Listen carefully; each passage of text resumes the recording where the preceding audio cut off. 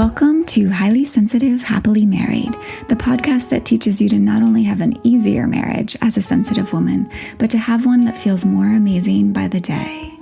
Where you'll hear relatable stories, love advice that works, and coaching on how to have a marriage where feeling upset and disconnected is a thing of the past, and where instead a sense of loving connection and even fun and lightness is the norm. I'm Hannah Brooks, highly sensitive person, love expert, and marriage coach, and I'm so happy to be on this journey with you.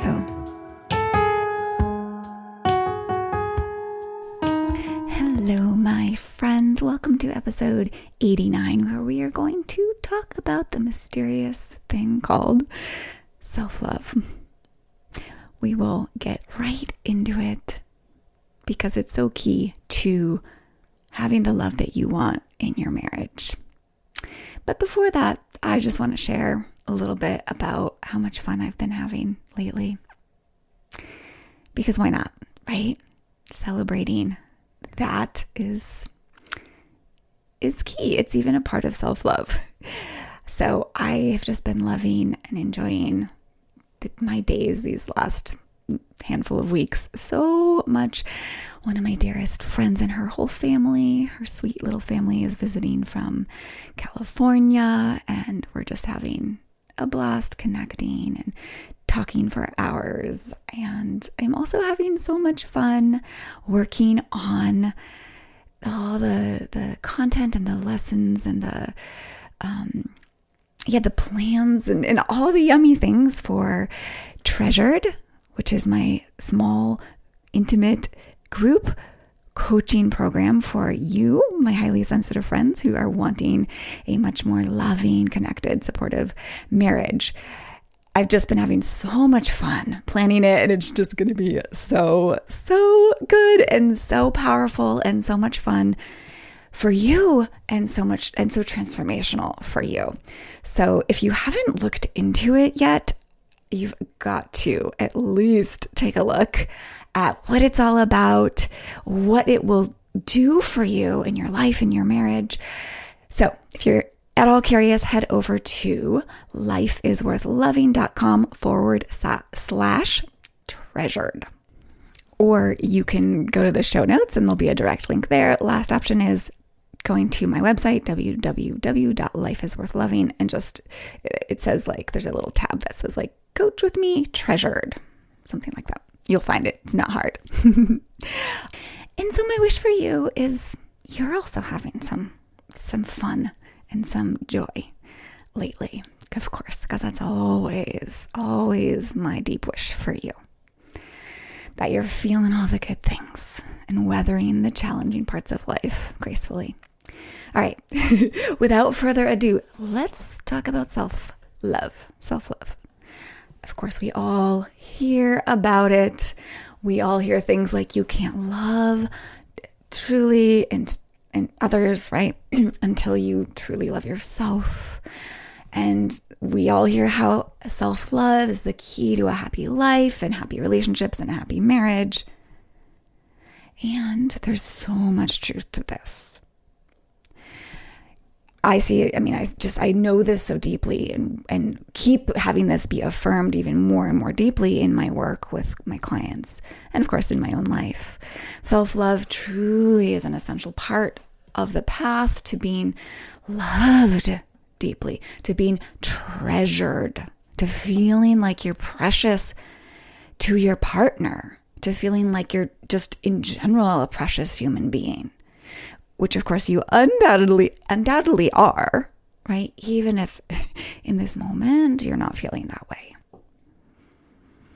But, of course, being precious, feeling like an important, lovable, treasurable human being is actually an emotional need. And we'll get into that a little bit more. But we all have a need for that. And a lot of us don't start off that way, or don't, as we grow up, we stop feeling that way. We don't feel like that. We lose touch with that preciousness, that those important things, like that love and that sense of we really matter. So self-love and developing it is so important for you in so many ways.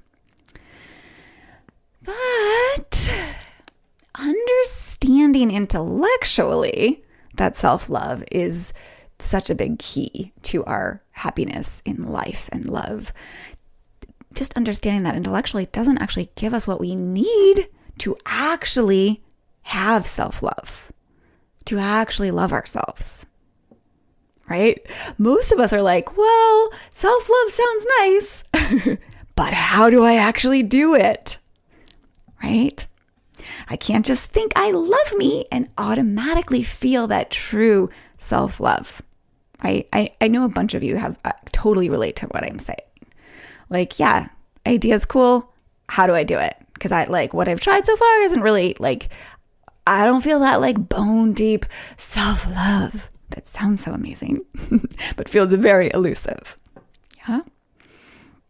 And really that is the key, is to actually feel that self-love, right? To sense your lovableness, to love yourself, right? To feel that same quality of love that you feel towards your loved ones, your child, for example, or if you don't have a child, your beloved pet or partner or best friend, right? You know what it's like to love someone else. It's that same quality of feeling that we want to have for ourselves. So self-love, to feel that is so key. And then also to act from that. So self-love is both a feeling and an action. So I want to actually dive in for a minute a little bit more about, what is actually self-love? So again, there's a lot to it, and actually significantly more than we're going to get into today. But kind of as a basic definition, self-love is a loving feeling you have towards yourself that drives loving actions on behalf of your well-being and happiness and growth. Yeah?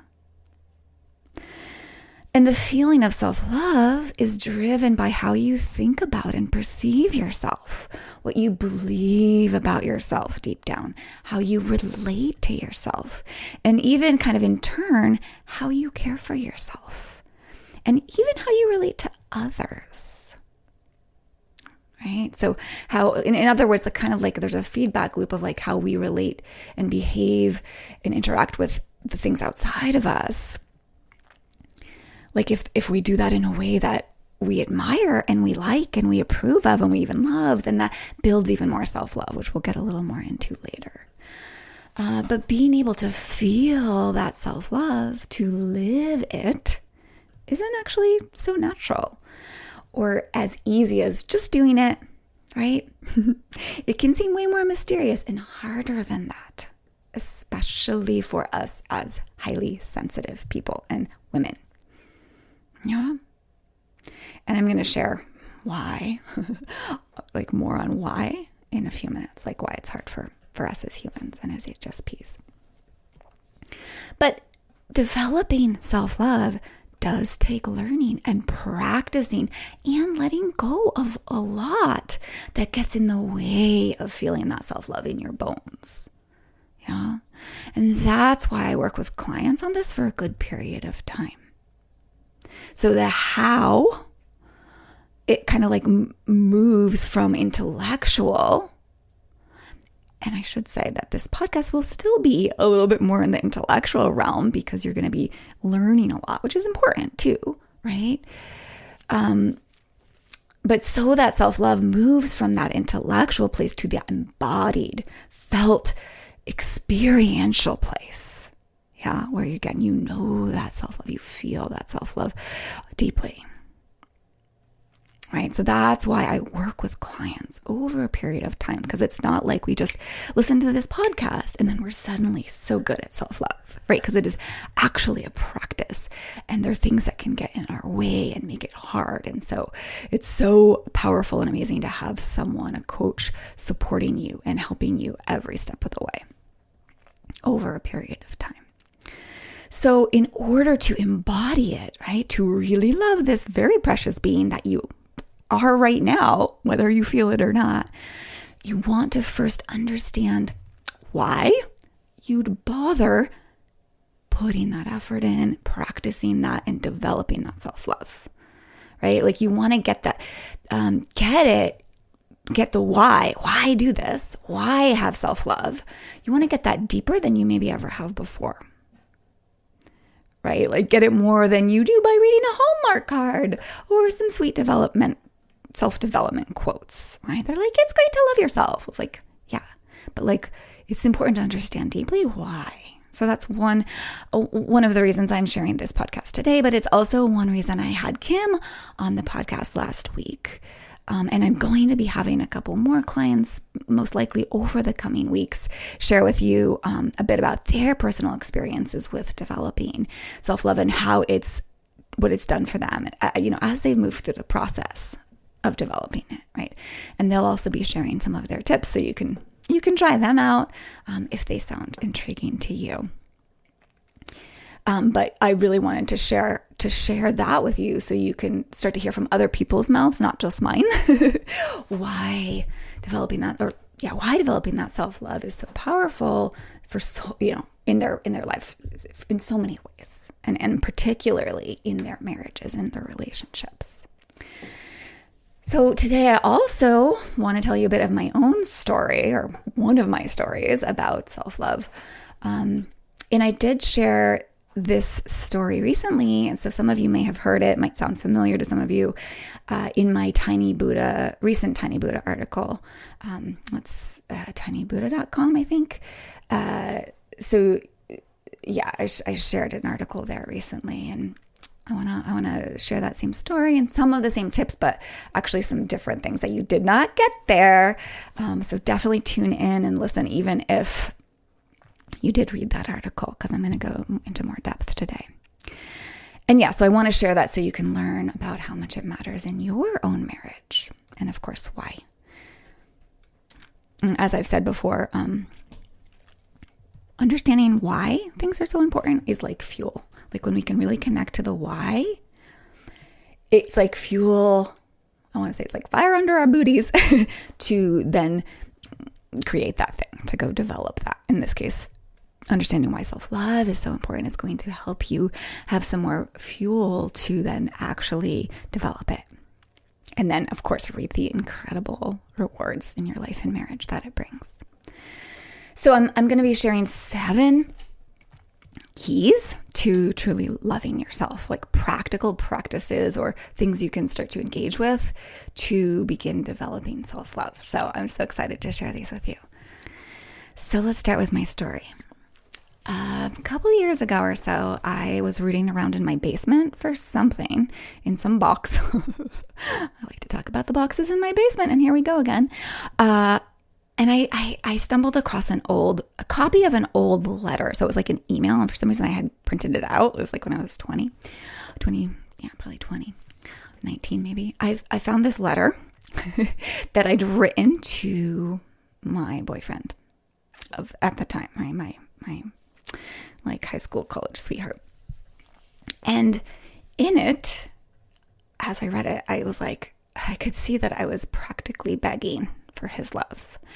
And I was also complaining and even shaming him for not loving me well. And as I read it, I burst into tears. Like I felt so much emotion.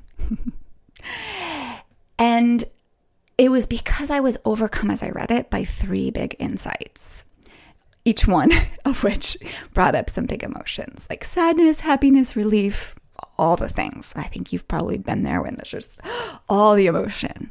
Yeah. So the first insight was that I saw all so clearly in like this flash, right? For the first half of my life, well over the first half of my life. Yeah. Now that I'm thinking about it, I really had been very hungry for love, like almost, and not to say it in a like self-degrading way, but like kind of needy for that love, right? And so that in this relationship, this letter, this boyfriend, and in subsequent relationships, including my first marriage, to some degree, I was so hungry for it then too that I actually ended up creating a lot of pain and discord. So I want you to hear this, because this happens all the time. I see this with my clients a lot. I was so desperate to feel loved. And desperate sounds like an intense word, but I think it's the most accurate word. I didn't always feel like I was so desperate for it, but looking back, I can tell that I was. So I was so desperate to feel love that I really constantly focused on how I wasn't being cared for enough, right? How my current romantic partner was not loving me right or well or in the way that I felt easiest, most loved by. Yeah. And so then what I'd do, not on purpose, of course, but then I'd try to get him to do better, to love me better by complaining, by criticizing, by having, you guys might resonate with this one, multiple hour-long talks, explaining what I wanted and crying to him so he'd see how much I wanted and needed his love. And so he'd finally change and give me all the love and adoration I so deeply wanted. Yeah, which of course inevitably led to more conflict and disconnection and actually feeling less loved and connected than I did in the first place. Does that resonate at all? It's super common. So that was just the first insight. Like I just had that super clear awareness of how that had been such my pattern for so much of my life. And that it actually brought me further from the love that I deeply wanted. Yeah. The second insight was I did all of this because I did not love myself well. So the only way I could feel the love I needed, because we all need love, that's an emotional need. The only way I could feel it was by getting it from the outside. Yeah, from him. Which led me to trying to make it my partner's job to fill that emptiness inside me. Yeah. It made me, it led me into these behaviors, again, crying, criticizing, complaining, all of this, to try to get him to love me better because I felt empty and didn't love myself enough. Now, of course, I've learned since then that this is not a job anyone wants to do for very long, trying to fill you up, fill me up, right? With love that we don't have for ourselves, because it becomes burdensome for them. It becomes exhausting and restricting. And interestingly enough, most people aren't well equipped to do that for another person because they aren't even doing that well for themselves. Yeah? So it's not their job to do that for you. So as I saw this is where the majority of the tears came from. Tears of such deep compassion for that old self, that old me. Tears of forgiveness, tears of remembering the pain I was in for all those years, and tears of joy and relief that I no longer suffer the way I used to. At all. Not in that way. Not for a lack of self-love. Not in my relationships. Because I now have such love for who I am, right? With all of my human imperfections. And speaking of perfect, I do want to say, I am not perfect at self-love. At this point, I am known to waver for short moments, to get caught up in my primal brain's negative inclination and way of relating to myself.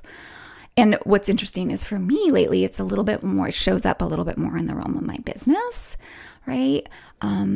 But pretty much never in my marriage.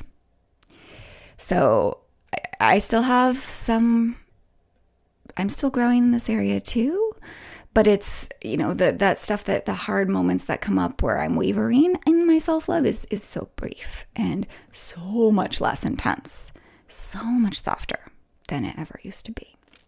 So I did want to be totally honest and transparent with you that it's still, I think it can be an ongoing journey, but where I've come to with it has been tremendous. All right. Third insight in that basement with those tears streaming down my face is that I'm now so happy years into my second marriage, not because my husband is and was the most adoring of men, but because I love myself enough that I'm able to recognize and receive his love in the natural way he gives it. One of the ways that he gives it, by the way, side note, is he loves acts of service. He loves doing things like grocery shopping for us or doing chores in the yard. So that's one of the ways I'm able to take in and actually feel his love. Yeah? And the reason I can do that, I'm able to feel it and take it in, is because I know myself to be so lovable, because I love myself so much. So I'm not pushing away the love from him that I love, right? I now get to just enjoy it deeply, to receive it. So after sitting with those tears, letting those tears of all those insights kind of come out and wash over me, those tears of recognition and forgiveness and love, after those kind of completed, I left the basement that day with just such a beautiful sense of accomplishment. It really felt like a triumph because I had chosen those years before to do the work that it takes to learn how to really love myself and to feel that self-love bone deep, right? To live that self-love. And it had paid off in such beautiful ways that had just really hit me when I read that letter. And here's the thing. We humans do not come naturally wired to love ourselves. We don't come into the world feeling so much like all the warm and fuzzies about ourselves. To naturally feel great about who we are, it actually takes a kind of nurturing in the early days of our lives by caregivers, and then a consistent modeling of self-love as we grow. Okay, that's what it actually takes. But that is rare in our world. Not because our parents are bad, but because they also didn't get this. So it's hard for them to pass down to you the capacity for that deep self-love, right? Pretty hard to teach and pass along what we ourselves don't have. Yeah. So many of us don't get that. And we're never taught how to love and deeply admire ourselves, right? So that's why it's not easy for most of us, why it's not natural and why we don't feel this deep self-love. And it can be harder for highly sensitive people like you and I. Yeah? Because as youngins, as people, even adults, we still often get the signal from the world out there that we are a little weird, a little abnormal, that something's wrong with us, right? I heard this just yesterday again from a new client who burst into tears on our call saying how, like I'm going to tear up now, saying how, what huge relief it was to work with me and feel deeply how she had actually thought all her life that something was really wrong with her, and to feel instead how there was nothing wrong with her, that she's just a highly sensitive person and there's an explanation for all the things that, and that it doesn't HSPs, or we don't live in a world that's made for us or that even understands us. And so we're made to feel like something is wrong with us. So of course, this makes it harder for us to feel love for ourselves. Yeah. And so as adults, we need to actually learn how to have that deep love for the humans that we are. And I'm so happy. I feel triumphant to be able to say that loving myself now feels natural to me. And again, I want to be clear. This doesn't mean I smittenly stare at myself in the mirror, or that I think I'm better than you or anyone. I don't. It just means I truly enjoy who I am. And I know I can rely on myself for a sense of security, and I can feel truly lovable, whether other people find me that way or not, right? Whether you like me or not, I love myself. And I can literally feel that feeling of love for myself. And this, of course, makes it so much easier to love people in my life and to feel loved in my marriage. Yeah. Even to do the work and take the risks it takes to have one of the yummiest, deeply loving, fun, joyful, passionate, ever evolving in a positive direction and full of growth. One of the marriages that's all full of that, like the most full of that kind of marriages that I know of. I really do spend a lot of time simply enjoying the love that I feel from my husband and the love that I'm easily able to feel for him, because I myself am so rooted in love for myself. And of course, that extends to life and people around me. It's like I know how to love deeply, and so I experience love so much in my life. And of course, I want the same for you in your life and in your marriage and in all your relationships, or the ones you want to experience that in, yeah? So, you may know you should love yourself more, but you may not know how. You may not know how. And I want to help take the mystery out of it for you. So I'm going to give you right now 7 pieces of the process of developing self-love I've used myself. And, this one would be beautiful to take notes on, or maybe for you, it's like you want to listen to like the first 3 and then pause and come back for the next few. Because I feel like it might be a lot. And of course, just listen to all of it if that's what's calling to you 100%. But I feel like it might be giving you quite a bit here. So pace yourself and really let yourself take it in. So the first key is simple. Understand where self-love comes from. So I'm going to kind of blab about this a little bit. And actually, I'll probably keep blabbing about this throughout the various tips because it's just it's interwoven to the tips. Yeah. But loving or not loving yourself starts in the thoughts that you have about who you are, right? Like I said earlier, what you believe about yourself, what you believe about your goodness and worthiness or your lack of it. Yeah. And really ideas that you have about what makes a person lovable or not lovable. So there can be a lot of judgments in there. So a lack of self-love will come when there's judgments, self-judgments, which we've internalized a ton of as highly sensitive people. But one of the things I want to say is like the beliefs that we have, the way we think about ourselves, the tricky thing about it is a lot of that is actually pretty subconscious, which means under the level of your awareness.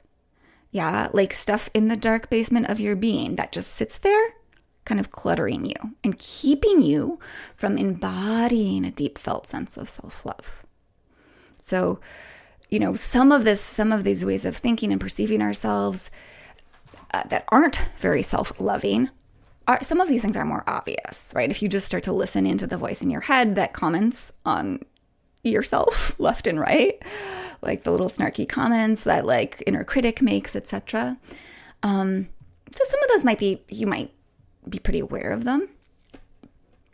But most of the non-loving thoughts about ourselves and perceptions about ourselves and those deep-seated subconscious beliefs that you're currently believing about yourself actually come from what you were taught to believe about yourself by caregivers, by teachers, by friends, by acquaintances, and even by movies and magazines. Right? In other words, things that, like, outside things.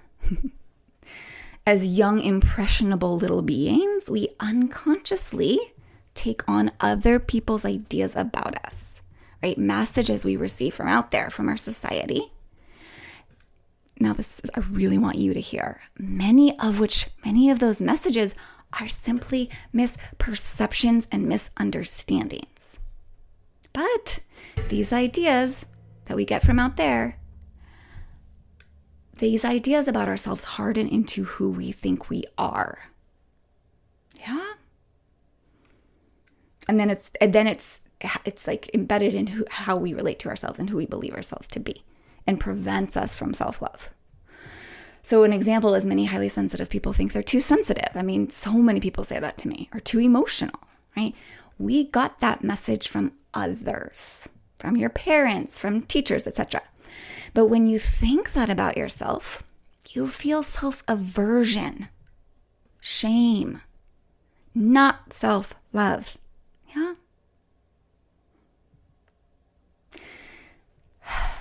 So, there is good news. The really amazing news is that your thoughts, your ideas, your beliefs, even your self-identity in that way, like I'm too sensitive, we sometimes are just like, oh, that's who I am, I'm too sensitive, right? These things about ourselves, these thoughts, these beliefs are not fixed. They're not fact. And you're not stuck with them. Even though we do all have a natural negativity bias, meaning that it's easy for our brains to find fault with ourselves and the world and our partners, right? We don't need to believe what our brains tell us. Nor do we need to continue to kind of keep regurgitating other people's critical, judgmental, and frankly, wrong ideas about who we are, right? Now that we're grown adults and now that we are sovereign adults, yeah?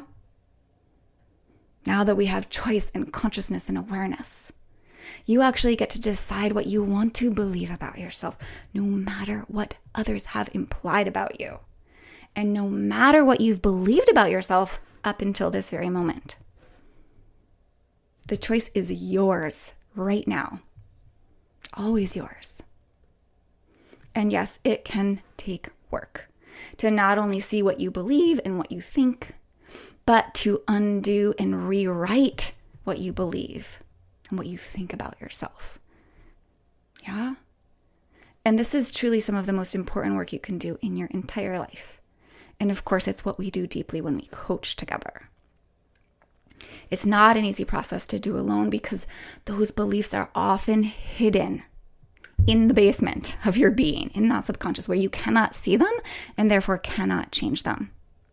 So coaching is gold for this. All right, so self-love also comes from, right? This key is like understanding, where does self-love come from? So what I was just saying is what we believe about ourselves, to keep it really simple.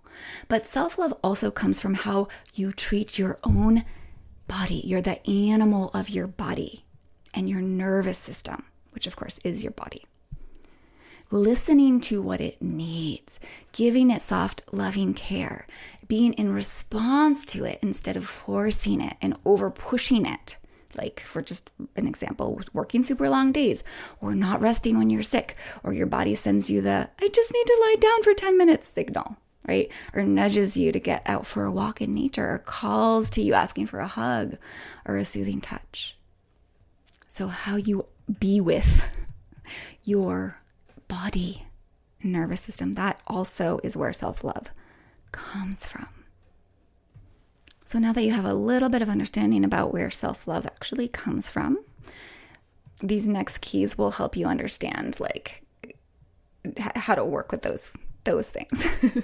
So key 2 is to question your old thinking, which we've already started doing as I've been talking, right? So start by disbelieving all the cruddy things your brain tells you about yourself. Like you're too antisocial, you're too grouchy, you're too sensitive, or that like I'm not smart enough, I'm too reactive, something's wrong with me. Yeah? So you're listening in for those critical things your brain loves to tell you, and you're beginning to start to disbelieve. And what I mean by that is take some time to actually question those beliefs, those stories that you've adopted about yourself that came from others, right? And as you know, there's also the ones your own flaw-seeking brain, right? That flaw-seeking, what I call the inner lizard, that part of you has also been telling you about yourself, right? So start seeking those out, start noticing, and start disbelieving. So one example is, for me, is like my parents not unkindly told me I was the artistic one. I got a lot of attention for being the artist in the family, while my brother got a lot of attention for being just super quick-witted and sort of what I think I translated to the intellectual one. And I somehow took that to mean I wasn't smart and that he was the smart one and I wasn't. Certainly my parents didn't mean for me to interpret it that way, but there was some message there that was conveyed to me and that I took to mean I wasn't smart. And that was something I thought to be true about myself for 35 more years of my life. Like 30, I don't know. It's been like 5 years since I've been free of that. And sometimes it still comes up a little bit, right? And I really had to take some time to actually investigate how that wasn't true about me. And what I discovered is that I'm both artistic and intellectually smart. Maybe in a different way than my brother, but also still smart. So for you, here's what I want you to do is actually ask yourself, whose negative thoughts about me am I believing without questioning? You might want to write that down or pause and think about that now. Whose negative thoughts am I believing without questioning? Thoughts about me, right? The next question here, so important. How are they wrong about me? How is that not true? Yeah? And I promise you that they were wrong. Remember that they also, like we all do, had flaw-seeking brains that overlooked so much of your amazingness. That's what our brains naturally do. So other people do it too. Right? It takes work to get back to seeing your amazingness and not believing other people's flaw-site brains. Yeah? And in the future, when those negative thoughts come up again about yourself, and they will because they've been programmed in there, I invite you to gently keep deprogramming them by telling yourself some version of like, oh, there goes my flaw-seeking brain again in judgment mode. Or, oh, yep, there's that old, outdated, painful thought. But it's just a thought. It is not the truth about me. Okay? So I could have just made a whole entire podcast about what I just said. So if that feels like enough to start working with, you can just pause the podcast or come back to it later. Or move forward into tip 3, key 3. I think the rest of the keys will be a little quicker here. So the third key is to choose to focus on what you appreciate and enjoy about yourself. It really can be as simple as asking yourself, in what ways am I likable or lovable? To me, not to other people, but to yourself. And I just invite you to let your brain really go looking for lots of little answers. Like set your mind to it. Let yourself really spend some actual intentional time thinking about this, right? In what ways am I lovable? Like nothing is too small. One of the things that I find so easily accessible to me is I love about me how much I love, like how much I care, how much I intend well in the world. Yeah? So as you find things to admire about yourself, you'll really just begin to feel more good feelings towards yourself, right? Because emotion follows thought.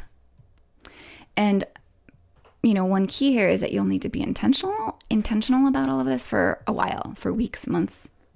Over time, this will actually rewire your brain so it's much more natural and effortless to see your goodness and really feel good about who you are, admiring yourself.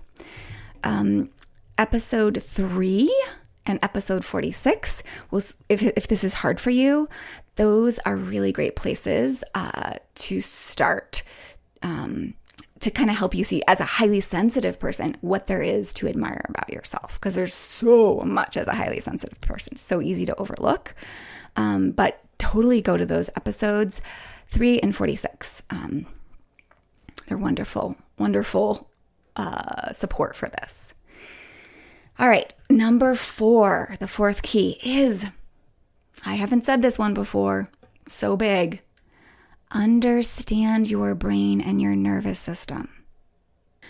And what I mean by this is not know all the anatomical parts, right? I mean, that can be fun and interesting.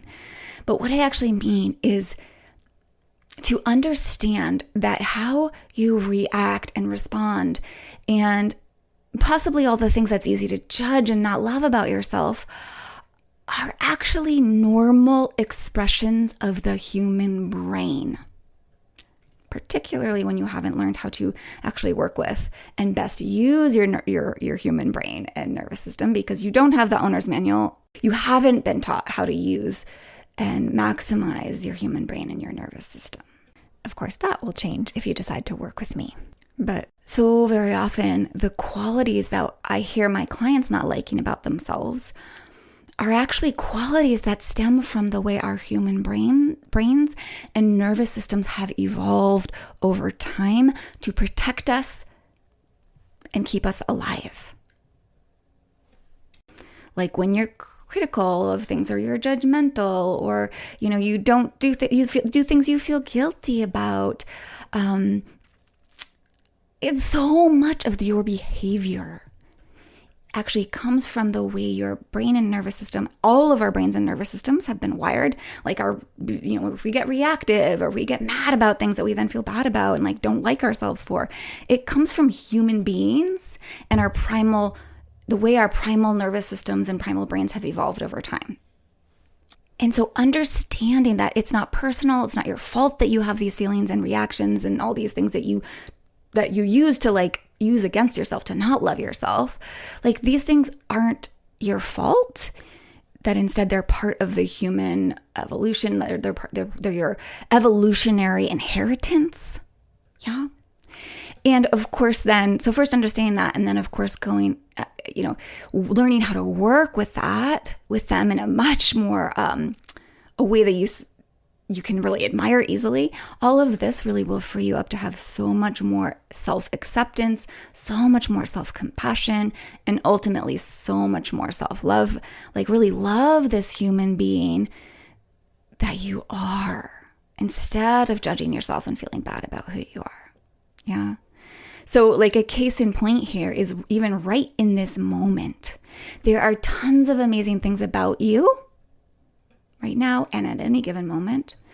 There's so many amazing things about you. But because you have a human brain that overlooks the positive, you're likely not giving that much attention, right? Because of how your brain is naturally wired. Not your fault that your brain doesn't see that stuff easily. Yep. Part of being human. And you absolutely 100% can start to shift that, so you do start to see your amazingness. You can work with your human brain to counteract the kind of unhelpful ways our human brain has evolved. Makes sense? All right. Tip 5, key 5. This is kind of a continuation of what I was saying earlier. It's more the how-to. Attend to your animal body. And I say animal because I think sometimes it can be useful to really remember we are animals as well as humans, right? Our bodies need care the way an animal needs care. And so, of course, this can mean things like exercise and such, eating healthy, of course. But I want to zone in on something a little bit different here. Self-love is having a loving relationship, as I kind of have said earlier, with all of you, right? Including your mind, of course, as we've just talked about, but also with your nervous system and your body, which means being with your animal body. When triggered, when scared, when upset, be with it. Listen for what it needs. Tune into it and honor it. When it asks for a soothing touch, give it. Or if you have a partner to give it to you and he's willing, ask for it. When it's in pain, when it's emotionally triggered, when it's sad, when it's angry or disappointed, be with it in a loving, comforting, gentle way. Be with the animal of your body also, which is easier to do for most of us, when it's happy, when it's soft and loving and content, when it's in pleasure.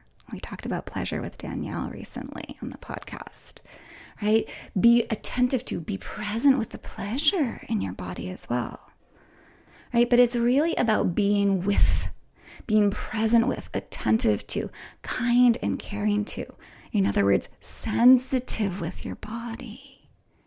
Learning to listen to your body and attend to what it's telling you, what it needs, is part of the journey of self-love. And it will actually help you hear what it's saying to you and what it's asking for better and better over time, right? You're a mind, but you're also a body. And loving both are key to fully embodied self-love. Key 6 is similar on a similar note. It's create a soft landing inside of yourself for the moments when hard feelings do come up. So this is really kind of combining all the previous keys up until now. You're like creating a soft landing with your feelings, with the way that you attend to your body, with your thoughts. Yeah. So this one might sound a little bit more metaphorical. So just like see how this one lands in you as I say what I say. I think it's a little different for all of us. But I want you to think of this soft landing that you're creating in yourself as like a friendly zone in your own head and your own heart that's reserved for meeting yourself with the warmth and kindness you would give a dear friend when she's upset or hurting, or you'd give your child, right? Or a pet when they're upset or hurting, right? Kind of like a metaphoric place that you can retreat to comfort yourself, right? As if you had the metaphorically coziest snuggly blanket inside of your heart that you could kind of wrap yourself in whenever you needed to. Yeah. And so then, like, even when you made a mistake, like we all do, or you said something you regret, or failed at a goal, or been judged by someone, including yourself, or you've done something you feel bad about, snapped at your partner in a way that you wish you hadn't because you decided you weren't going to do that anymore. Yeah. So when any of that happens, you can actually turn towards yourself and be met with that kindness and warmth from within. And so a very practical tip around this to begin to create that for yourself, that soft landing inside of yourself, is asking yourself and answering these questions. How would I be there for my best friend or my child if they were hurting? What would my attitude be toward them? What would I say to them? And how would I be with them? And then do those same things that you answer with for your own self when something's gone quote unquote wrong. Yeah. This is really going to help you build a loving relationship with yourself, even when you're not living up to your higher standards for yourself. Yeah. And really, this is the beginning of unconditional self-love, because you're meeting yourself with love even when you've done something you don't like. Does this make sense? It's loving yourself through the parts of who you are that are harder to love. And that's unconditional self-love. All right, last one. I'm going to be a little bit briefer because we're going to get into a little bit more around this next week. Key 7 is to set small, achievable goals for yourself that help you prove it's possible to become someone you love and admire more and more. So what I want to make sure you get from this podcast too is that you do not need to improve yourself to love yourself. Exactly who and how you are right now is so totally lovable, and you can love yourself just as you are. Yeah? But 2 things that I want to share here. It is a gesture of self-love to follow through on your goals for yourself. If your goal is something you truly want, of course, right? Like a marriage you truly feel great in, right? Creating that for yourself. That's giving yourself a gift, right? When you follow through on the goals that you have for yourself, that is giving yourself a gift. The other thing is that becoming more of who you want to be by achieving these goals grows your confidence and pride in yourself by leaps and bounds, and will easily and naturally inspire more self-love.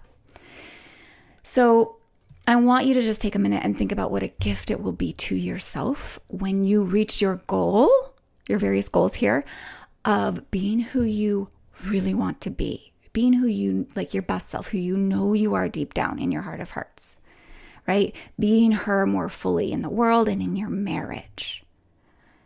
Yeah, think about what a gift that will be when you get there. What a gift it will be to yourself. And what a gift it will be to yourself when you reach your goal of having your marriage be a loving, connected, tender, passionate, and super supportive and fulfilling thing in your life, right? Like, just give yourself the gift, this moment of imagining that. When you get there, what a gift that will be to yourself. My clients say they feel so good about themselves when they create this in their marriage. When they show up as they want to show up, they feel proud of who they are, right? So when they also create this in their marriage, they feel so good. on top of how great their marriage feels. So this is a little separate. Their marriage feels amazing, but then they feel so great for having reached their goals and given themselves this gift. So good, right? So setting and achieving these kinds of goals really sets you up for what I think of as a positive or virtuous cycle, right?